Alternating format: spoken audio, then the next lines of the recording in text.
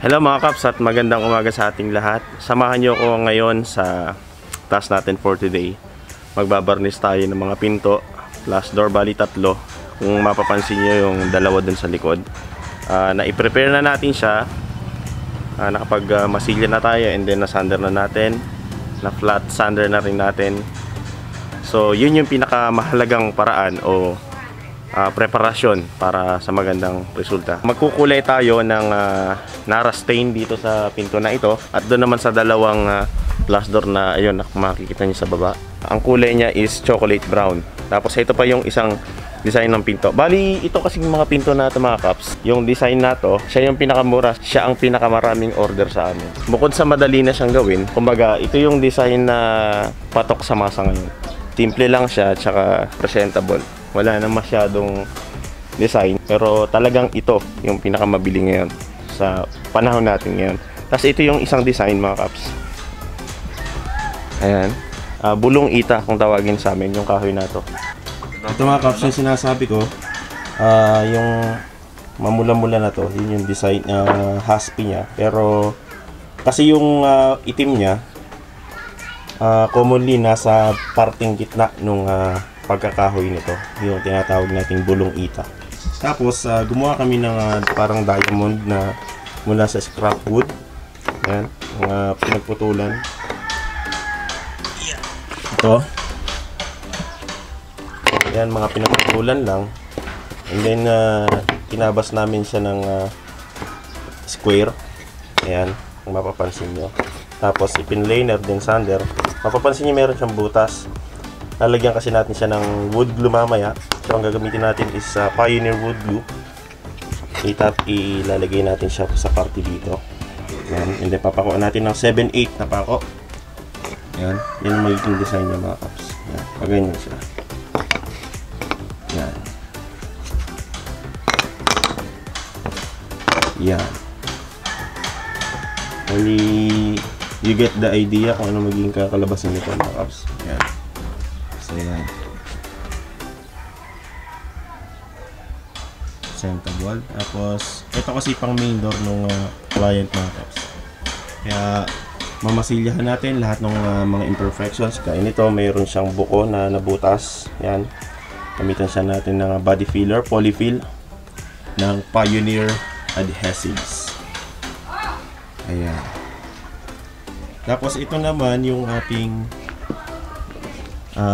piniprepare na glass door. Ayan. Mas mura siya sa panel door. Nga lang, mas matibay talaga yung mga panel door. Tapos, ayan, namasilyahan na rin natin to ng sure type. Kasi yung, kung mapapansin yung plywood, meron siyang mga maliliit na butas o mga gahid-gahid. Kailangan matakpan yun. Tsaka natin siya babarnisan. And then matapos natin tong sanding sealer, lilihain ulit. Then chocolate brown kasi kulay niya. Pakita ko na lang yung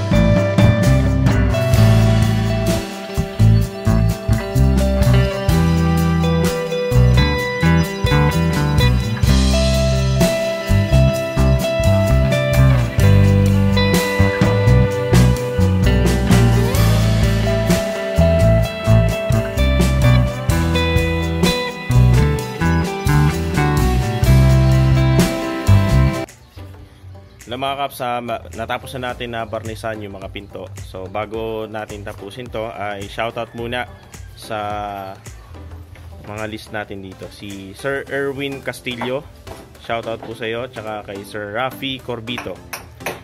Shoutout din po kay Random TV, kay Ray ng Jeddah, Swiper Gaming XD, at Rong Hui Kai. So yan, I don't know kung tama yung pagka-pronounce ko. Shoutout sa inyong lahat at salamat ng napakarami sa inyo mga kaps sa patuloy na suporta. So pakita ko ngayon sa inyo yung finish ng ating mga pinto na binarnisan kahapon. Bali 2 days kasi din natin siyang binarnisan. So ang pinaka-una natin gagawin, so ipiprepare muna natin as lilihahin, papastahan, sasandiran natin, and then sunod na proseso is isasanding sealer natin buga, unang coating niya, and then lilihain ulit natin. Tapos wood stain, magtitimpla tayo ng tinting color na ihahalo sa gaas. So depende sa inyo kung anong kulay. Ang ginamit nating tinting color ay bulletin red, lamp black, at saka yung burnt umber. So paghahalo-haloin lang para ma-reach natin yung kulay nara. Tapos after wood stain, sanding sealer ulit tayo, then liha ulit ng sun grate number 150. Tapos pagkatapos nating i-sanding lihahin ay bubugahan ulit natin ng sanding sealer, mga 2 to 3 coats, and then after that ipa-final coat natin siya ng clear gloss lacquer. So basta ang mix ratio ng sanding sealer at saka ng clear gloss ay parehas lang, 3:1. Lacquer thinner, pwede nyo haluan ng lacquer flow yung clear gloss para mas maganda yung latag niya dun sa ginagawa nating mga pinto o binabarnisan. So salamat sa inyo mga lahat sa support niyo, at kung hindi ka pa nakapag-subscribe sa aking channel, don't forget to subscribe and hit the bell notification para updated ka sa mga bago